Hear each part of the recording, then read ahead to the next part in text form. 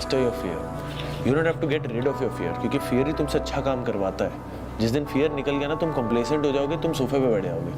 Fear बहुत अच्छी चीज़ है, जब तक फियर है तुम अलाइव हो। हम जिंदा तब तक हैं जब तक मौत का डर है।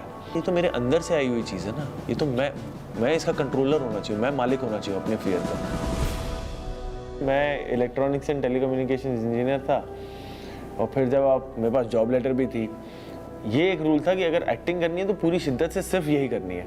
फिर ये सोच के नहीं करना कि आपके पास एक बैकअप पड़ा है, क्योंकि मुझे ऐसा लगता है कि बैकअप हो तो वो आपकी वीकनेस भी बन सकती है, क्योंकि आप फिर वो जो एक्स्ट्रा 2-3% होते हैं ना देने के लिए, 100% आजकल सब दे रहे हैं। ऐसा नहीं है कि 100% आजकल कोई बड़ी बात है कि 100% देना है। 100% से ऊपर जो देगा, जहाँ पे आपकी उतनी मेहनत रिक्वायर्ड नहीं है पर आप दे रहे हो, तब जाके आप थोड़ा सा एक अलग हटते हो उस भीड़ से। अगर आपके पास बैकअप है तो शायद वो एक एक्स्ट्रा एफर्ट आप मारने से रह जाते हो। आप सुबह उठते हो और रोज़ वो झोला लेके चलते हो कि एक जिसमें फॉर्मल कपड़े होते हैं, ट्रेडिशनल कपड़े होते हैं, ट्रिमर लेके निकलता था कि कैसा भी कैरेक्टर हो मैं उस तरीके के कपड़े पहन के मैं ऑडिशन दे दूंगा। तो तब ऑफ कोर्स मतलब it's not easy, it's really very difficult जब आप आते हो और पहले से 100-150 लोग खड़े हैं उस ऑडिशन के लिए, फिर उनके सामने परफॉर्म करके आपको प्रूव करना है, फिर टॉप 3 में आना है, फिर टॉप 3 से फिर आप सिलेक्ट होते हो, कई बार फिर एक ऑडिशन राउंड होता है, फिर आप सिलेक्ट होते हो, फिर जाके आपको एक 30 सेकेंड्स की ऐड मिलती है। तो वो ड्रिल जो होता है वो बहुत मुश्किल होता है, बहुत कठिन होता है।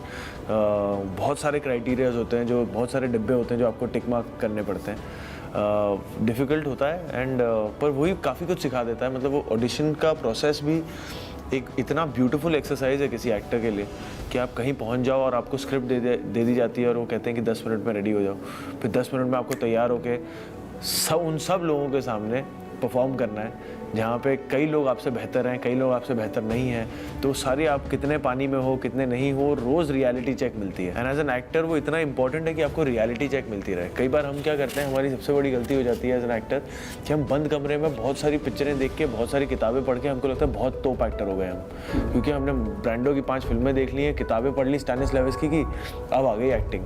पर acting is a practicing art. वो जब तक आप मैदान में उतर के अगर आपने फील नहीं किया, चाहे आप जितने फॉर्मूले पढ़ लो एक्टिंग के, वो नहीं काम आएंगे अगर आपने वहीं एक्शन पे आपने फील नहीं किया। तो ये हमेशा याद रखना ज़रूरी है कि आपने इस फील्ड में आने की तय क्यों की थी, वो क्या चीज़ थी जो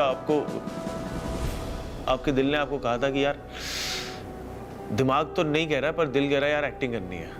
वो चीज़, वो रीज़न याद रखना बहुत ज़रूरी है, क्योंकि वही रीज़न आपको ड्राइव करता रहेगा रोज़ कि नहीं यार इसके लिए मैंने ये सोचा था कि एक्टिंग करनी है।